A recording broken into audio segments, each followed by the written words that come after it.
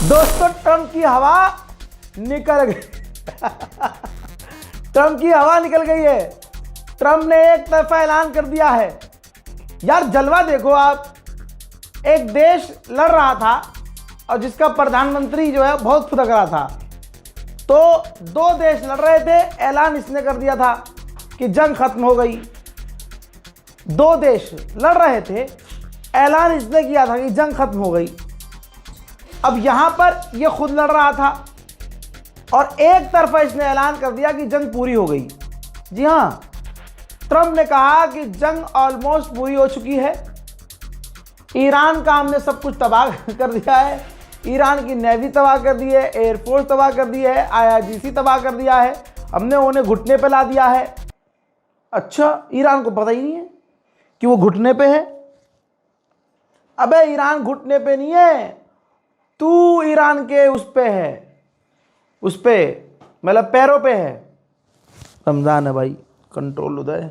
दोस्तों सॉरी आगा, सॉरी थोड़ा मैं जज्बाती हो जाता हूँ।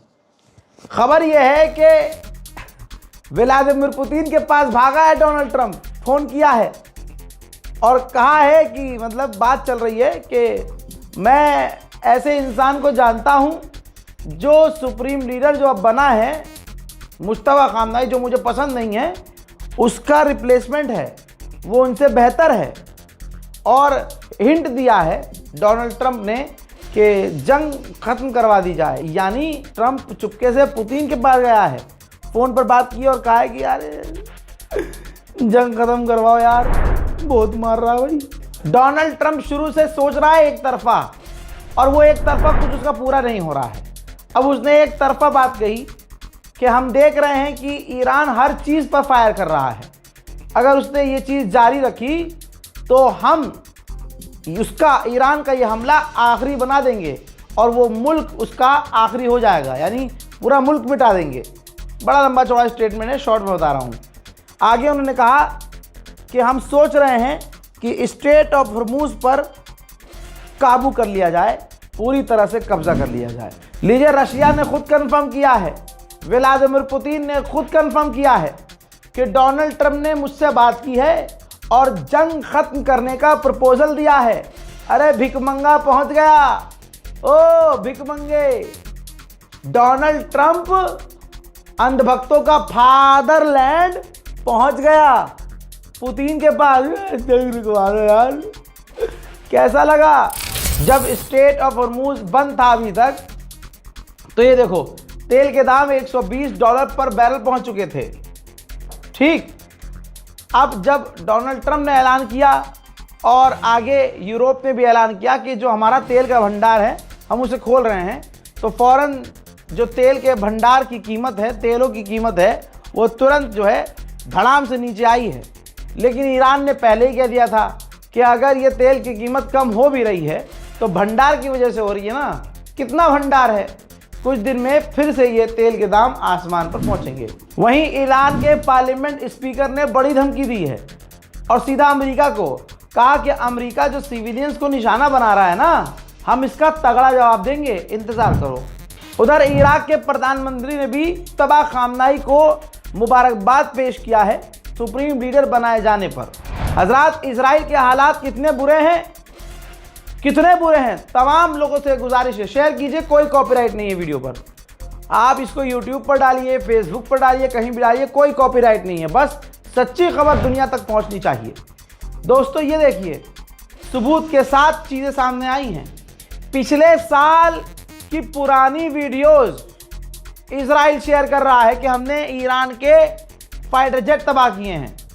यानी झूठ देखो, इजराइल दुनिया की जो सबसे खतरनाक ताकत है, शैतानी ताकत, उसको भी अब झूठ दिखाना पड़ रहा है। अपने आप को मजबूत दिखाने के लिए पिछले साल जो 12 डेज वॉर हुआ था, उसमें ईरान के जो फाइटर जेट इसने तबाह किए थे, वो पुराने वीडियोस निकालकर दोबारा पोस्ट कर रहा है कि हमने ईरान के फाइटर जेट तबाह किए हैं। बहुत बढ़िया भाई, बहुत बढ़िया। इराक के लड़ाकों ने जिम्मेदारी ली है कि हमने इराक की सरजमीन से कुवैत में अमेरिकी ठिकानों पर बमबारी की है और ड्रोन और मिसाइल दागी। ईरान के राष्ट्रपति पेजेश्कियान को रजब तैयब अर्दोगान ने फ़ोन किया, तुर्की के राष्ट्रपति ने, और कहा भाई क्यों मार रहे हो हमें, हम तो तुम्हारे साथ हैं।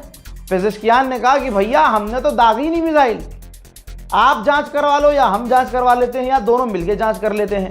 इस पर अर्दोगान को यकीन हो गया कि ये कारनामा, ये कर्मकांड इजराइल का है। बल्कि पेजेश्कियान ने कहा कि अगर आपको यकीन नहीं है तो मैं आगे की बात ये कह दूं कि मैं तो शांति चाहता हूं और मैं तो ये कह रहा हूं कि आपस में जो टेंशन बढ़ गई है इसको ख़त्म करने के लिए आप जैसा चाहते हैं हम करने को तैयार हैं। मेडिटेरियन सी में फ्रांस का एक एयरक्राफ्ट कैरियर है। भाई इमैनुअल मैक्रोन फ्रांस का जो राष्ट्रपति है वो अपने हेलीकॉप्टर में सवार होकर अपने उस एयरक्राफ्ट कैरियर पर पहुंचा है और उसका पूरा दौरा किया है। कहा जा रहा है कि ये एयरक्राफ्ट कैरियर मिडिल ईस्ट जा रहा है अरब देशों को ईरान के हमलों से बचाने के लिए। ट्रंप ने क्या ऐलान किया कि जंग जो है पूरी हो चुकी है, पूरी हो गई है। अबे ईरान ने कहा था शुरू तुमने किया है, ख़त्म हमारे हिसाब से होगा। ईरान के ऑफिशियल ने कहा है कि अब से हम जो भी मिसाइल दागेंगे उसमें विस्फोटक जो धमाकेखेज चीज़ें होंगी वो 1 टन की होंगी। हजरात, अब मैं आपको ऐसा वीडियो दिखाऊंगा जिसमें आप कहेंगे कि भाई ये तो कोई और ताकत है ईरान के पास।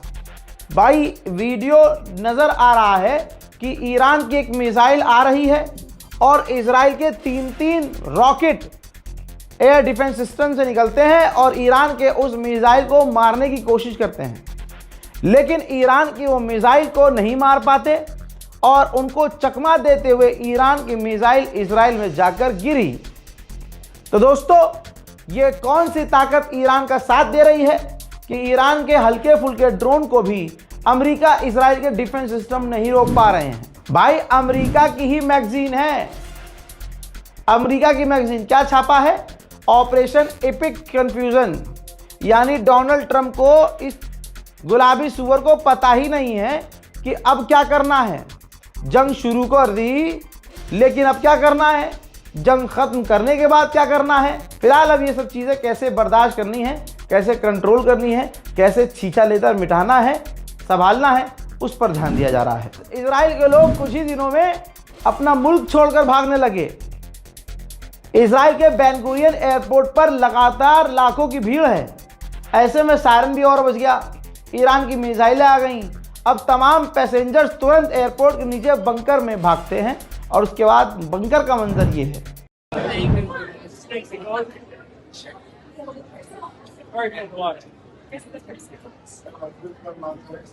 डोनाल्ड ट्रंप ऐलान कर रहा है कि जंग खत्म हो गई है, लेकिन ब्रिटेन में कुछ और चल रहा है।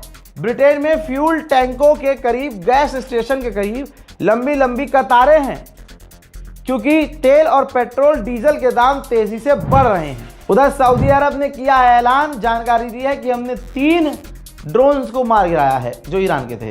हो, ईरान के विदेश मंत्री कह रहे हैं कि अभी हमारे पास और भी सरप्राइजेज हैं, हमारे पास स्टोरेज में बहुत सारी चीज़ें हैं, चिंता मत कीजिए, अभी जंग जारी रहेगी। भाई ईरान की फौज ने तो भाई साहब बम्बू लगा लिया है, सरसों का तेल और सांडे का तेल एक साथ लगाकर लट पकड़ रहे हैं। ये देख लीजिए, जो IRGC की ग्राउंड फौज है उसने कहा है कि हम इंतज़ार कर रहे हैं अमेरिका की फौज का।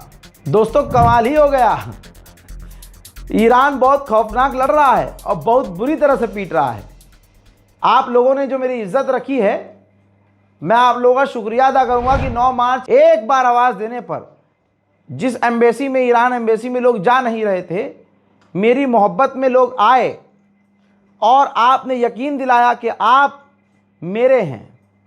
हजरात, वहाँ पर हज़ारों लोग पहुँचे, हज़ारों लोगों ने कॉन्डोलेंस बुक में अपना शोक व्यक्त किया, घंटों वहाँ बिताया।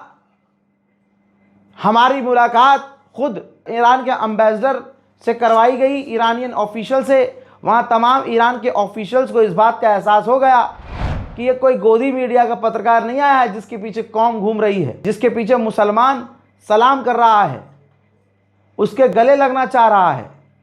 ईरान एम्बेसी की इंटेलिजेंस भी होती है भाई साहब, सारी जानकारी उनको मिल चुकी थी और यहाँ मैं बोल के भी नहीं गया था, बिना परमिशन, बिना आप टाइम लिए, अपॉइंटमेंट लिए किसी के एम्बेसडर से नहीं मिल सकते।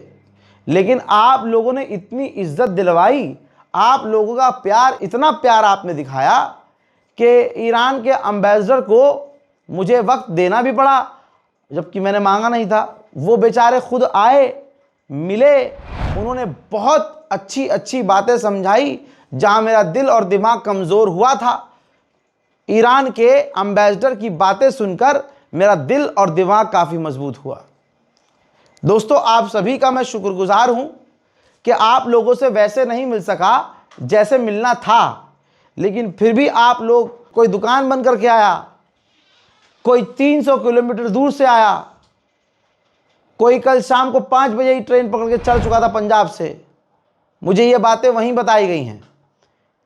मैं आपके कदमों में बैठकर जिंदगी भर शुक्रिया शुक्रिया शुक्रिया बोलता रहूं ना, तब भी मैं आपका शुक्रिया अदा नहीं कर पाऊंगा। बस वादा है मेरा, जैसी पत्रकारिता मैं करता आया हूं ऐसी ही करता रहूंगा। वस्सलाम।